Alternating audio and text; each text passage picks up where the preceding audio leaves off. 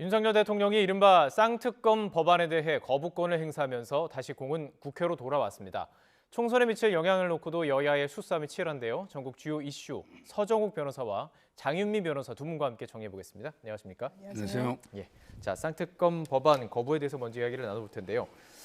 빨리 거부권 행사가 진행이 됐어요. 제가 이제 진행하는 그 주중 뉴스에서 이제 속보로 다루기를 했는데 예상했던 것보다 좀 빨리빨리 진행이 됐고 임시국무회의도 10분 남짓에 결정이 됐습니다. 그 전에 거부권과 비교했을 때 좀 빨랐다 이렇게 평가하던데요. 이유가 있을까요?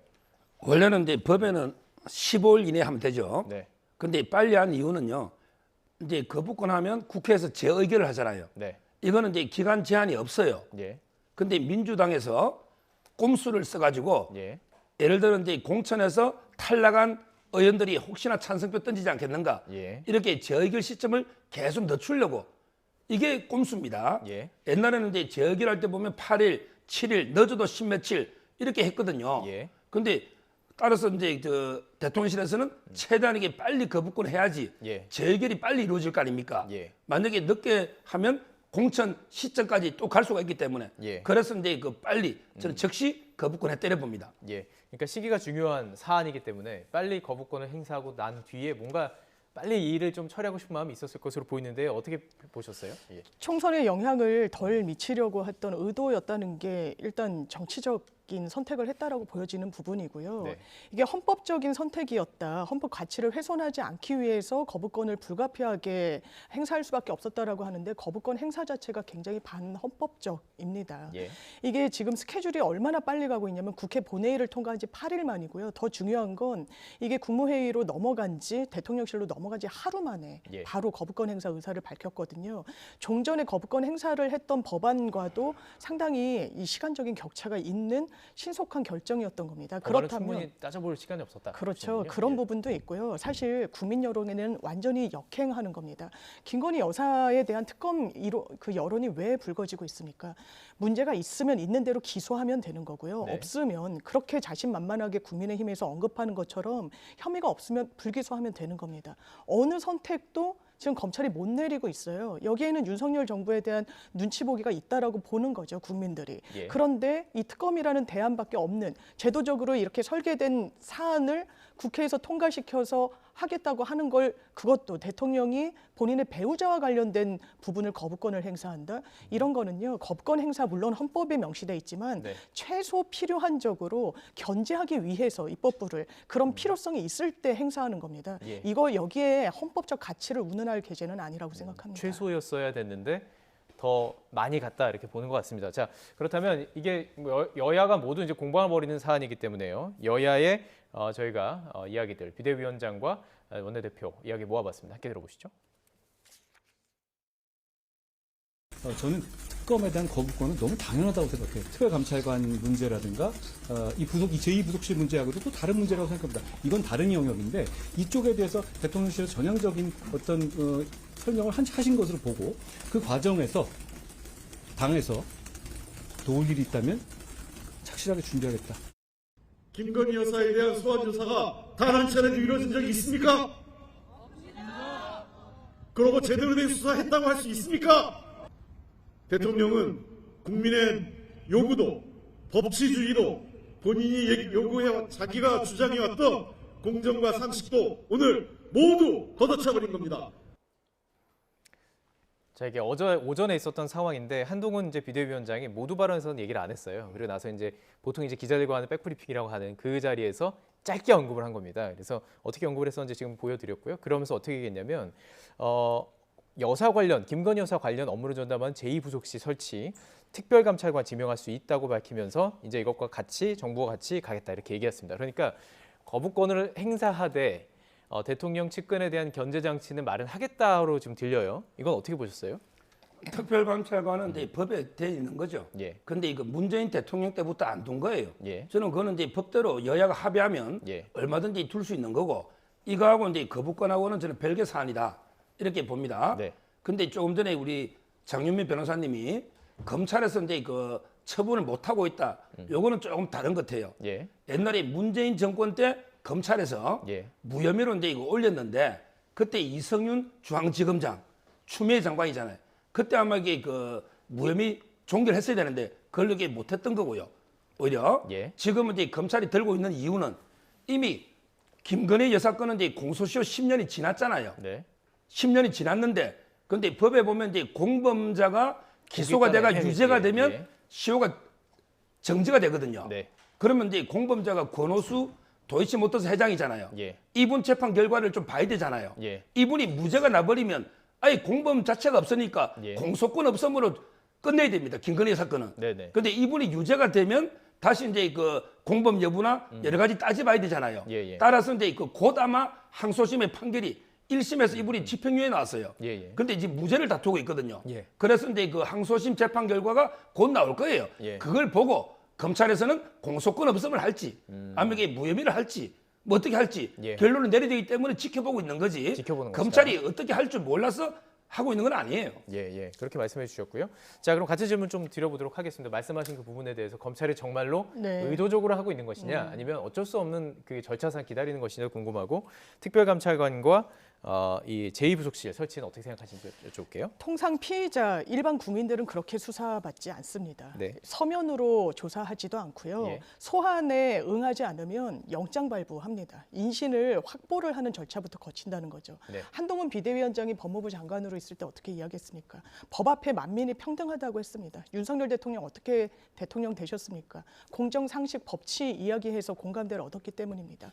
거기에 김건희 여사가 예외일 수 없다라고 국민들이 이야기하는 겁니다. 예. 지금 공범이 기소가 되면요. 공범이라고 지금 검찰에서도 본다라는 거 아니겠습니까? 그렇다면 기소를 하는 게 맞는 거죠. 그리고 1심 판결문에 이렇게 나옵니다. 1차 주가 조작과 2차 주가 조작이 있어요. 네. 거기 연달아서 1, 2차 모두 가담한 것으로 보이는 그냥 가담이 일차로 보면 이제 아니라면 끝나는 거지만. 그렇죠.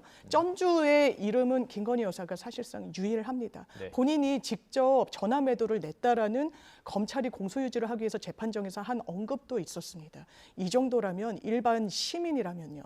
특히 한동훈 비대위원장이 언급하는 동료 시민이라면 어떻게 수사했겠습니까? 예. 이 부분에 대해서 언급을 하지 않을 수가 없고요. 예. 저는 특별감찰관 문재인 전 정부 이야기할 거 없다고 생각합니다. 법정돼 있으면 하는 게 맞고요. 그것을 특검을 거부하는 하나의 물타기용으로 사용해서는 안 된다라고 생각합니다. 예. 제2부속실 만들지 않겠다고 공약했었죠. 그때 네. 그 공약을 했던 이유는요. 김건희 여사가 마치 공적인 활동을 하지 않을 것처럼 국민들께 약속드렸었기 때문입니다. 제2부속실조차 필요가 없을 것처럼 네. 공적인 행보를 하지 않을 것이기 때문에 예산과 공적인 인력이 지원될 필요가 없는 것처럼 했던 거 아닙니까? 네. 그런데 정반대의 풍경이 펼쳐진 겁니다. 거기에 명품백을 수수하고 굉장히 많은 의혹에 대해서 물음표가 가시지 않고 있습니다. 제2부속실만으로는 이 문제가 해결되지 않는다라고 생각합니다. 그러니까 뭐 특검이랑 상관없이 특별 감찰관은 뭐 있어야 되는 것이 지금 지명이 안 됐었기 때문에 전 정권부터 그냥 하면 된다는 것이고 제2부속실도 상관이 없는 부분이다라고 얘기하는 것 같습니다. 특검이랑 이제 좀 상관없이 가야 된다고 말씀이신데, 자 그렇다면 민주당 측에서는 뭐 야당 한 목소리로 다 지금 비판을 하고 있고요. 이 권한, 그러니까 이게 거부권이라고 부르지만 제2요구권이죠. 그러니까 국회에서 올라온 법에 대해서 견제하기 위해서 자 다시 한번 생각해봐라. 그리고 이제 요건을 높이는 거죠. 자, 이 부분에 대해서 민주당이랑 야사당은 아예 권한쟁의 심판을 검토하는 거예요. 대통령 가족과 관련해서는 이게 이걸 하는 것이 맞느냐, 뭔가 이게 충돌된다 그 부분이거든요. 법률가로서도 좀 두 분께 다 질문을 드리겠습니다. 궁금하거든요. 어떻게 생각하십니까? 지금 이제 권한쟁의 심판은 뭐냐면요. 예. 지금 이제 국가기관들끼리 서로 이제 권한의 존부나 범위에 대해 다툼이 있을 때 헌법재판소가 이제 판단하는 게 권한쟁의 심판인데 네네. 지금 국회도 이게 고유한 입법권이 있죠. 예. 국회도 이제 법을 만드는, 그러면 이제 국회에서 말도 안 되는 악법을 만들 수 있잖아요. 네. 이럴 때 견제와 균형이 필요하죠. 예. 그래서 이제 우리 헌법이 대통령한테 부여한 고유 권한이 바로 이제 제2요구권이다. 예. 이렇게 보면 되고요. 그러면 이제 국회는 또 권한이 있어요. 예. 제2요구하면 다시 또 이제 표결을 과반 있어요. 출석해서 3분의 2로 표결해서 3분의 2가 넘으면 법안이 되는 거예요. 예. 그게 안 되면 깨끗하게 포기하면 되는 거예요. 예. 이대로 하면 되는 거예요, 법대로. 예. 우리 이게 헌법이 부여한 절차입니다. 예. 여기에 권한쟁의 심판이 왜 나옵니까? 저는 결국에 시간 끌기.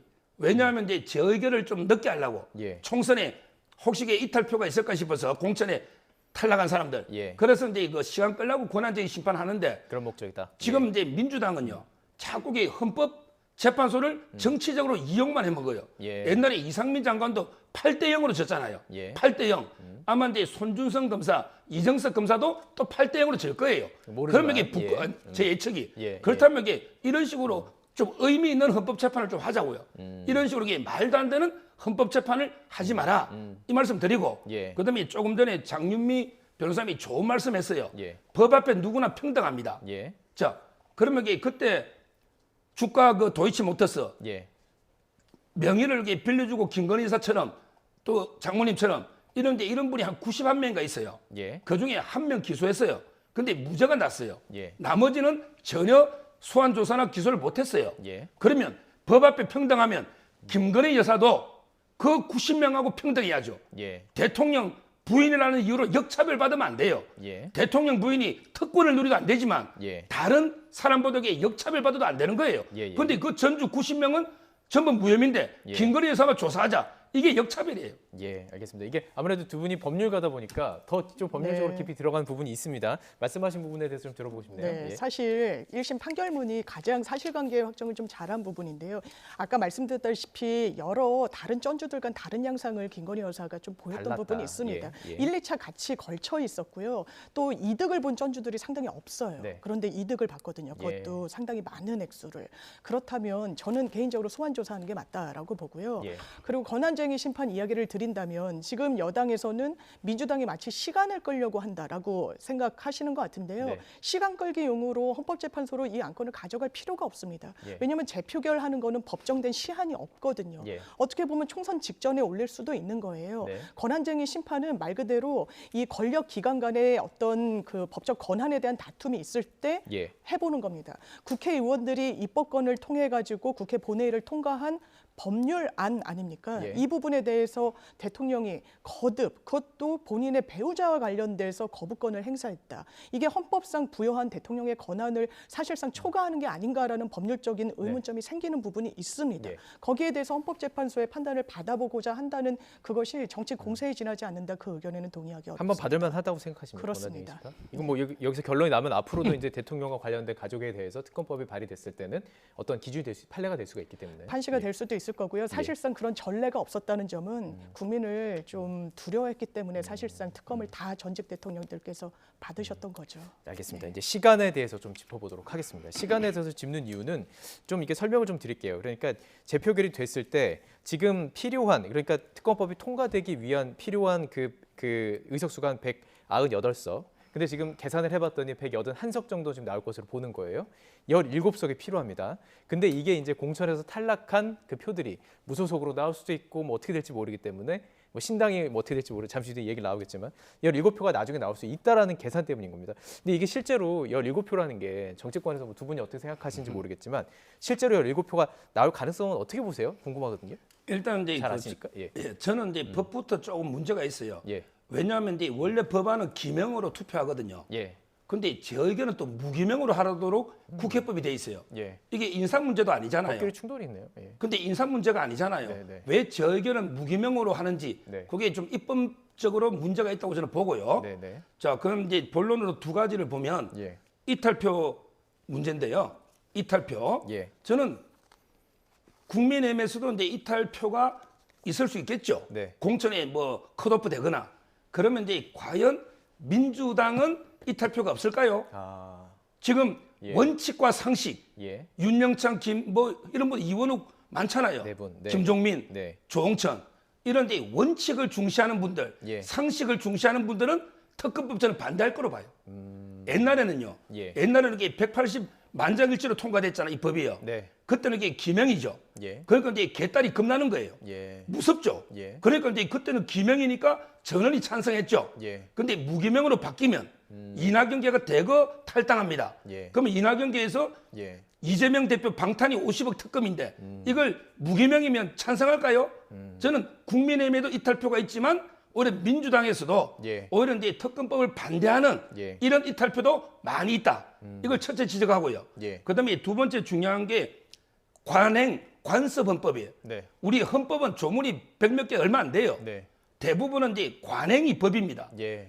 영국은요. 아예 헌법이 없어요. 예. 관행이 법입니다. 예. 그럼 이제까지 거부권 했을 때 관행적으로 며칠 이내에 투표를 했을까요? 옛날에 보면 한 번에 8일, 거의 뭐 그다음에 9일, 7일, 다음 공무원 가장 긴 게 예. 10 며칠. 예. 주로 이제 같은 회기나 다음 회기에 바로 해야 하는 게 맞죠. 네네. 이걸 만약에 재결을 1년 뒤에 합시다. 10년 뒤에 합시다. 이게 말이 됩니까? 우리 관행이 형성돼 있는 거예요. 예. 국회가 이 관행을 어기고 꼼수로 혹시 이게 공천 탈락자 이탈표를 기대하고 꼼수 부리면 이러면 이게 국회 문 닫아야죠. 이 정도면. 아, 알겠습니다. 뭐 민주당에서 이탈표가 나올 수도 있다고 말씀을 하셨고 또 국민의힘에서도 더 이탈표가 나올 수 네. 있는 상황인 거고요. 국민의힘에서 이탈표가 나올 가능성이 상당히 높죠. 현실적으로요. 보시네요. 왜냐하면 1차 그 김건희 예. 여사 특검을 그 가결시킬 때는 기명 투표입니다. 예. 지금 공천을 앞두고 있죠. 사실 윤심이 배제된 공천 국민의힘에서 생각하기 어렵습니다. 그렇다면 의원들이 어떤 선택을 할 수 있었겠습니까? 그런데 재의결을 하게 되면요. 일단 무기명입니다. 네. 그리고 공천에서 탈락한 의원들이 나올 수 있습니다. 네. 더 이상 대통령과 대통령실 눈치를 안 볼 수도 있고요. 네. 이제 국민 보고 가는 겁니다. 또 하나는요. 공천에서 배제된 의원들이 국회에 출석하지 않을 수도 있습니다. 예. 재적 의원 과반 출석에 출석 의원의 3분의 2 3분의 2니까. 아니겠습니까? 그러네요. 그럼 모수 예. 자체가 줄어들 수도 있다면 예. 이거는 재의결해서 가결될 가능성이 상당히 열려 있다고 봐야 그렇게 되겠습니다. 보시는군요. 예. 네. 자, 그런 상황입니다. 그렇기 때문에 국민의힘에서는 공천 관리가 무엇보다 중요할 텐데 이제 주제로 좀 넘어가 보겠습니다. 어제 국민의힘 공천관리위원장에 판사 출신이죠. 정영환 고려대 법학전문대학원 교수가 내정이 됐습니다. 자, 여러 가지 공천에 여러 가지 이제 신경을 쓰겠다라는 내용인데 한편에서는 너무 이 공천 그 지금 뭐 한동훈 위원장도 그렇고 다 법조계 인물이시긴 하지만 다 가는 거 아니에요? 이런 비판도 있어요. 어떻게 보세요? 저는 두 가지 의미가 있는 게요. 예. 같은 이제 고려대 교수인데 민주당은 임혁백 예. 교수를 명예교수 했죠. 네. 근데 임혁백 교수는요. 예. 이재명 대표하고 이제 상당한 인연이 있습니다. 예. 무슨 말이냐면 이게 이재명 대표 자문부터 옛날에 지지까지 상당한 인연이 있죠. 예. 근데 그 정영환 교수 있잖아요. 네. 이분은 이제 한동훈 위원장과 어떠한 제가 보기에 인연도 안 보입니다. 아, 그래요? 예. 법정에서 그쯤에- 판사 검사로 남았을까요? 아니 그는 오래전에 판사했으니까 네, 2000년 네. 전에. 네, 네. 그러니까 제가 보기에 완전히 한동훈 위원장과 전혀 인연이 없음에도 불구하고 네. 또 이분이 이제 정치권에도 거의 뭐 인연이 없어요. 예. 그렇다면 비정치인으로서 예. 어떠한 이게 연줄이나 인연 구애받지 말고 예. 과감하게 원칙에 따라 물갈이해라. 이게 첫째 의미가 있고요. 네. 그다음에 두 번째 중요한 게 이분이요. 교수지만 또 이제 판사입니다. 네. 옛날에 판사하면 원칙 아닙니까? 예. 그러니까 판사 시절에도 이게 워낙 강직하게 원칙론자로 원칙대로. 상당히 그 이름이 명성이 높았고요. 예. 그다음에 2000년부터는 23년 지금 이제 교수를 했습니다. 네. 따라서 이제 또 법조인이냐 이 논리는 안 맞는 거죠. 20몇 년을 교수로 예. 했기 때문에 저는 이제 법조인 자꾸 이게 다 하느냐 이런 프레임은 안 맞다 예. 이렇게 보입니다. 딱 경선해서 점수대로 그대로 진짜 딱 자를 그렇습니다. 것 같다 그런 의미로 말씀해 주셨는데 자 그러면서 한동훈 위원장이 당 인재영역 위원장에 겸임하기로 했습니다. 그러다 보니까 진짜 이거 현역 의원이라든지 이제 뭐 2, 3선 의원 같은 네. 경우는 국민의힘에서 아 이거 나 물갈이 되는 거 아니냐 이런 신호탄으로 이렇게 해석하는 경우도 있고요. 어떻게 보세요? 엄청난 물갈이가 있을 겁니다. 있을 거라고 일단 보시는군요. 본인이 사실 정치 입성을 하면서 불출마를 이야기했잖아요. 네. 상당히 어떻게 보면 어색합니다. 언론에서 진단하듯이 총선을 계속 채비해왔던 분들한테는 상당한 박탈감을 줄 수도 있는 언행이었다고 생각합니다. 네. 그렇지만 그걸 지렛대로 상당한 공천 작업을 할 겁니다. 물갈이 작업을. 그리고 여러 포스트에 다 법조인 출신들이 있지 않습니까? 네. 아마 한동훈 장관과 윤석열 대통령은 법조인에 대한 신뢰가 정치인들보다 높은 것 같습니다. 예. 정치를 상당히 폄훼하기도 하고요. 예. 뭐 후보 시절에 녹취된 내용을 보더라도 국민의힘을 그렇게 높이 평가하지 않습니다. 이념과 가치를 공유해서 국민의힘에 입당했다고 보기도 어려워요. 예. 공식석상에서도 내가 민주당은 갈 수 없는 거 아니겠느냐라고 약간 차악을 선택하듯이 언급했거든요. 네. 그렇다면 뭔가 믿을 수 있고 정권을 계속해서 운영하는데 뒷받침이 될 수 있는 건 종전 정치인이라고 판단하지 않을 겁니다. 그래요. 그렇다면 예, 예. 검찰이나 법조인 출신이나 예. 정치 영역과는 다소 결이 달랐지만 예. 대통령의 신임을 받을 수 있는 그런 집단들, 뭐 전문가 집단이 될 수도 있고요. 그런 물갈이 작업이 대대적으로 이뤄질 건데 예. 그게 어떤 국민의힘의 내부에서 후폭풍을 가져올지 봐야 될 것 같습니다. 후폭풍의 이제 가장 큰 폭풍이라면 탈당이죠. 그리고 탈당 이후에 보수 진영에 좀 영향을 끼칠 수 있는 신당으로 들어갈 것이냐 이 부분에 대해서 관심인데 자 이준석 신당 특검을 고리로 이제 연일 한동훈 비대위원장을 비판하고 있습니다. 어떻게 보세요? 이게 아무래도 이제 중도층 확장 그리고 이제 기본 그런 어떤 공천 탈락한 어떤 그런 의원들을 가져오겠다라는 전략으로 보이는데 먹힌다고 보십니까? 지금 이제 두 가지만 말씀드리면 예, 첫째는 이제 대통령을 보유한 당이 여당입니다. 네, 그 외에는 게 모두 야당이에요. 예. 전부 야당이에요. 민주당이든 이낙연 당이든 이준석 당이든 그렇다면 이준석 신당도 야당. 이준석 신당도 그 진보층이나 네, 이런 데 표를 좀 뺏어오는 거지 네. 국민의힘의 표를 뺏어갈 수는 없어요. 왜? 신윤, 윤석열 대통령을 지지하는 당은 전부 국민의힘으로 뭉칠 수밖에 없다. 네, 저는 이준석 신당은 결국에 야당 표를 나눠 먹는 거다. 예. 이걸 첫째 말씀드리고요. 근데 두 번째, 이준석 신당은요, 세 가지가 없기 때문에 제가 보기에 그냥 찻잔 속의 태풍으로 끝날 거예요. 세 가지가 없다는 게 뭐냐? 예. 첫째, 정치는 지역 기반이시래요. 지역 기반. 예. 대구에서 당원 모집 길거리에서 하는데 예. 대구하고 이준석 전 대표가 무슨 관계 있습니까? 예. 오히려 노원에서 3번 떨어졌잖아요. 예, 예. 출마 선언도 노원의 갈비집에서 했잖아요. 예. 저는 대구가 지역 개발이 될 수가 없어요. 예. 그러니까 지역 개발이 없고 두 번째는 이제 현역 배지가 없어요. 예. 왜냐? 허은하 의원이 탈당하자마자 배지가 날아나버렸어요. 예. 현역이 없잖아요. 예. 배지가. 이것도 큰 약점이에요. 약점이다. 마지막으로는 이제 비전이 없어요. 예.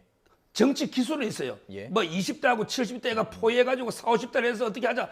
이런 게 정치공학 기술은 좀 있어요. 예. 그런데 어떤 대한민국을 만들지 이준석의 정치 비전이 뭐냐? 예. 이러면 이게 아무도 대답 못하잖아요. 예. 정치 비전이 없고 조직, 현역 배지가 없고 예. 지역 개발이 없으니까 저는 뭐 큰 이게 파괴력이 없을 거다 이렇게 예. 봅니다. 세 가지를 이제 근거를 이렇게 말씀을 해주셨는데 지역 기반 대구에서는 약할 수 있지만 수도권에서도 강할 수도 있고 뭐 이런 좀 구조가 있긴 있습니다. 그런 상황 속에서 어쨌든 속도가 좀 나고 있는 것 같아요. 그 당원들이라고 하죠. 네. 굉장히 빠른 속도로 좀 가입을 하고 있는 것 그렇죠. 같고요. 어떻게 보세요? 온라인 플랫폼 상에서도 상당한 속도로 이 당원 모집에 성공하기도 했고요. 네. 지금 현역 의원이 없다라고 하셨지만 최근에 기자회견장을 국회에서 잡아준 현역 의원이 양향자 의원인 것으로 언론에 나오고 있기도 하고요. 뭔가 예. 교류가 있다라고 보여지죠. 그리고 민주당 표를 이제 가져갈 것인지 국민의힘 표를 가져갈 것인지 봐야 되겠지만요. 일단 윤석열 대통령을 대선 당시에 지지했던 20대, 30대 남성들의 어떤 민심 위반을 담아낼 플랫폼은 사실상 이준석 신당으로 보여지는 측면이 있습니다. 예. 그렇다면 국민의힘에는 상당한 아픈 지점으로 작용할 수밖에 없어 보이는 부분이 있고요. 예. 그리고 지금 윤석열 대통령의 실정에 대해서 많은 국민들 실망하고 계십니다. 그리고 한동훈 비대위 체계가 사실 그 돌파구를 마련할 수 있는 건 사실상 김건희 여사 특검에 대한 태도였어요. 그 정답을 사실 오답으로 답했습니다. 그 부분에 대해서 그렇다면 총선에 어떤 정당을 지지할 것인가? 내가 성향이 민주당으로 썩 가지는 못하는데 그렇다면 이 표를 누구에게 줄 것인가? 예. 거기에서 이준석 신당의 의미가 저는 자리 잡고 있다고 생각합니다. 이준석 신당의 파급력에 대해서 이제 여러 가지 관심이 갖는 이유는 제3지대 빅텐트라고 얘기하잖아요. 이제 크게 쳐서 다 들어와라 뭐 이런 이야기인데 이낙연 전 대표가 이제 오늘 9일 열리죠. 한국의희망 양양일 대표 출판 기념회에 나란히 참석을 하고요. 김태섭 전 의원도 여기 가게 되고요. 이러면 같이 가는 분위기가 좀 연출되는 것은 아니에요. 왜냐하면 좀 접점들이 좀 나타나고 있거든요. 어떻게 보세요? 접점이 없죠, 뭐. 없다, 그러나 예. 양당 기득권 청산 외에는요. 예. 정치 이념이나 공통점이 거의 없잖아요. 이념에서는. 이준석, 이낙연 두 분이 무슨 접점이 있습니까? 예. 저 개인적으로 보기에 저는 이낙연 대표가요. 독자적으로 이제 탈당해서 당을 만들어서 하면요. 예. 상당히 선전할 겁니다. 그래요? 왜냐하면 예. 이제 호남이라는 지역 기반이 있잖아요. 상당히 선전하는데 예. 근데 문제는 이낙연 대표가 이준석 당하고 손을 잡는다. 네. 제외한다. 이러면 이게 이낙연 대표는요. 이준석 밑으로 갑니다. 그렇죠. 결국 이제 이준석 예. 대표가 완전히 주도하는 예. 그 밑으로 이낙연 신당이 가는 거예요. 예. 그러면 이게 저는 같이 전멸할 가능성이 많다. 예. 지금이라도 이게 이낙연 전 대표는요. 예. 근데 독자적으로 저는 당을 만들어서 활동하면 선전할 수 있지만 예. 이준석 대표하고 손을 잡으면 거의 이준석 대표 주도로 갈 수밖에 없다. 이래 보입니다. 그렇게 보시는군요. 자, 뭐 어떤 식으로 진행이 될지 정말 그 선거를 앞두고 어떻게 뭐 정말 예측을 할 수 없는 상황입니다.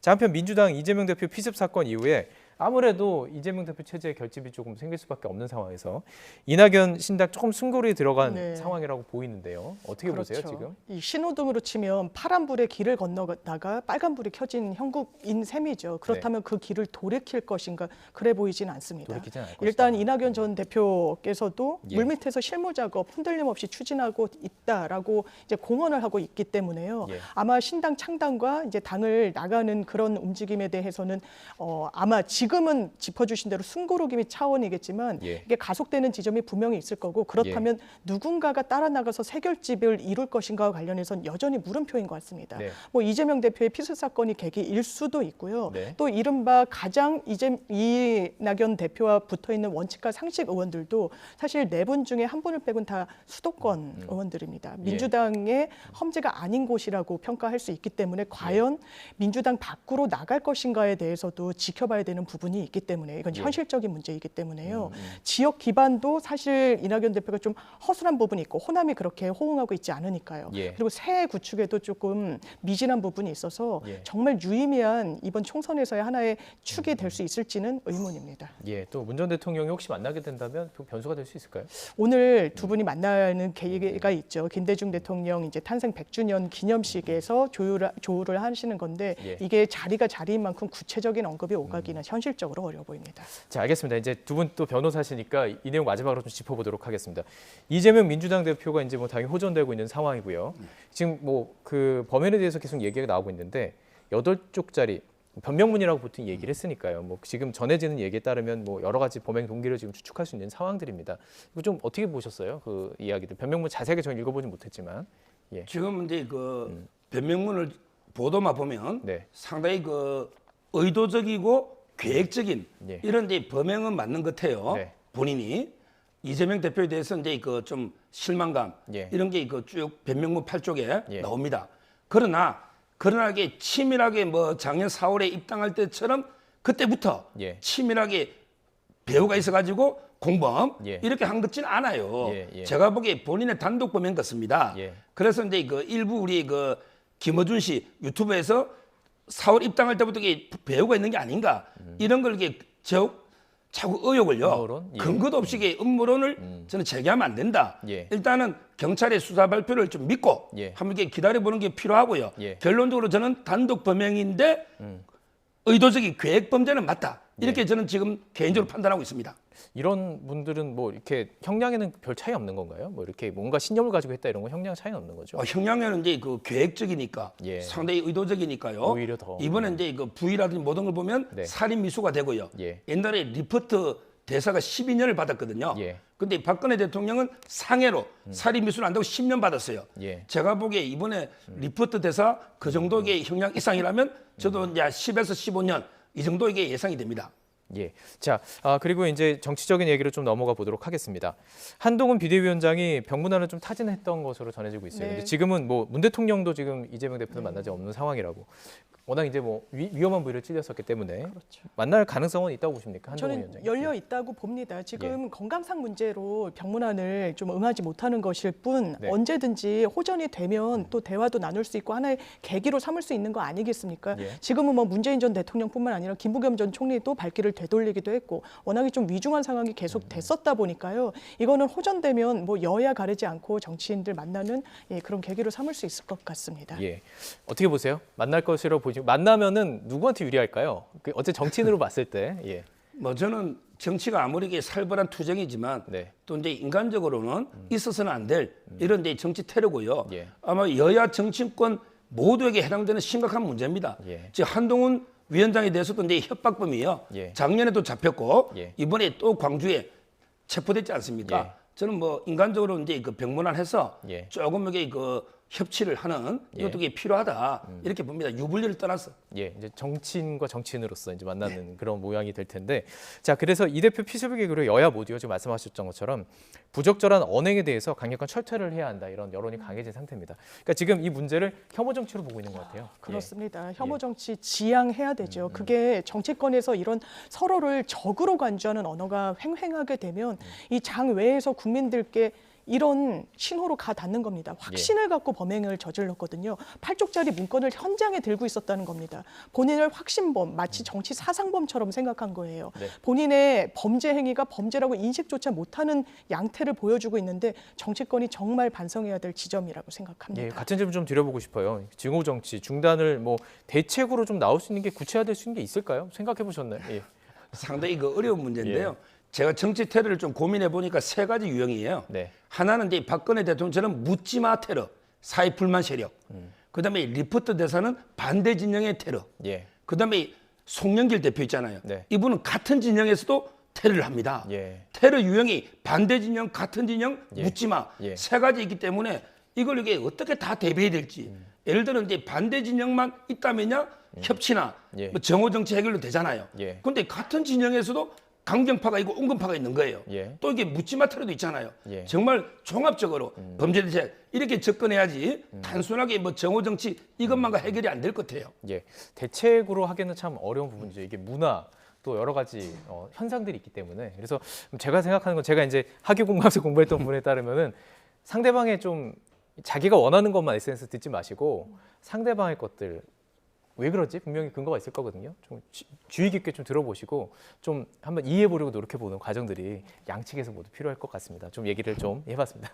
네, 서정욱 변호사와 장유미 변호사 두 분과 함께했습니다. 고맙습니다. 감사합니다. 네.